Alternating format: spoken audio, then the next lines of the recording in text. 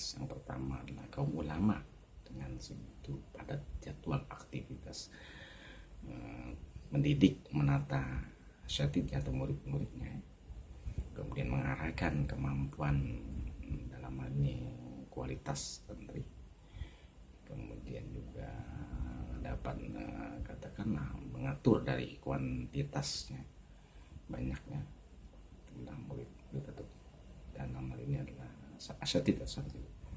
Yang kedua kaum umaro, berbagai kendala, berbagai kesulitan, keinginan, kepentingan daripada jajarannya dapat diatasi. Masa ya 4 orang nggak bisa. Yang ketiga kaum profesional atau pengusaha atau pengembangan usaha, dari bentuk produksi karyawan sampai juga jajaran pekerjanya dapat dimusyawarahkan atau dapat dirapatkan. Kenapa juga nggak berani dalam 4 keputusan tambah, atau orang bilang katakan di sini network lah, jaringan kerja gitu. Atau bisa katakanlah yang lain, perumpamaan lain seperti penambahan amanah gitulah gitu.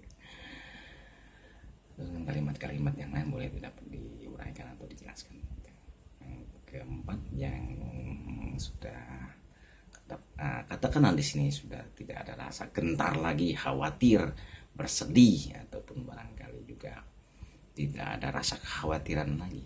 Makanya ada istilah ngomong gini, tuh gila motor tuh modifikasi bagus banget nih, wih canggih banget tuh, gila tuh mobil tuh, interior eksteriornya mewah banget, gila bro, nggak akan sanggup kita beli bro. Istilah kan ada seperti itu, saking takjub ya, atau terpukau gitu. Atau mungkin bahasa yang lainnya bisa katakanlah terpanah gitu ya, kaget berikut kayak semacam takjub kan gitu. Itu banyaklah gambaran-gambar yang dapat dijelaskan, yaitu kaum yang saya katakan tadi, yang membuat terpukau, terpanah, takjub juga pada orang-orang tipe-tipe pejuang ya istilah bambu runcing aja berani lawan meriam segede gitu dengan mortirnya sebesar itu.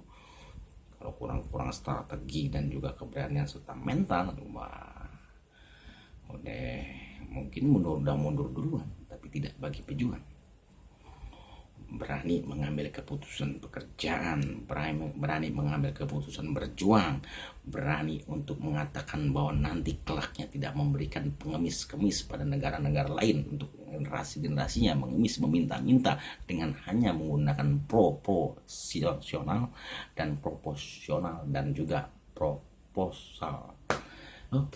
Iya, jadi kalau nggak ada dana ini, kalau nggak ada negara ini, kalau nggak kerja sama ini negara ini, kita gimana? Jadi kesannya kita mewariskan kefakiran dalam bentuk tanda kutip butuh, bukan dalam bentuk ibadah, bentuk urusan hanya sekedar yang ada sebenarnya sumber daya alam dan sumber daya manusia di Indonesia ini gitu. Jadi kecut, takut jadi pengemis untuk bangsa-bangsa lainnya gitu. Bukan dalam arti pengemis dalam hal ini fakir butuh dengan bangsa sama bangsa, tetapi ke negara lain gitu, yang masih juga kita juga sebenarnya masih sanggup gitu. Perkataan pejuang nasional kan jelas di situ, negara kita ini negara kaya, sumber dayanya kaya, alamnya kaya, hanya tinggal memperbaiki terus menerus sumber daya manusianya kan, seperti itu. Kemudian artinya sudah seperti itu ya, sudah tidak ada lagi rasa khawatir, tidak lagi rasa katakan di sini bersedih gitu ya. Secara duniawi, kalau secara manusiawi ya pasti ada. Begitu senang sama wanita ya pasti bergetar jantung, mendengar kalimat asmaul husna ya pasti bergetar seluruh jantung, mendengar azan muazin ya pasti minimal detak jantung itu ada. Keinginan untuk bagaimana mendekatkan terkerup kepada Allah Subhanahu wa taala dengan metode-metode ataupun rukun-rukun yang sudah ada dalam aturan sumber ilmu, yaitu Al-Qur'an Al-Karim dan Al-Hadis.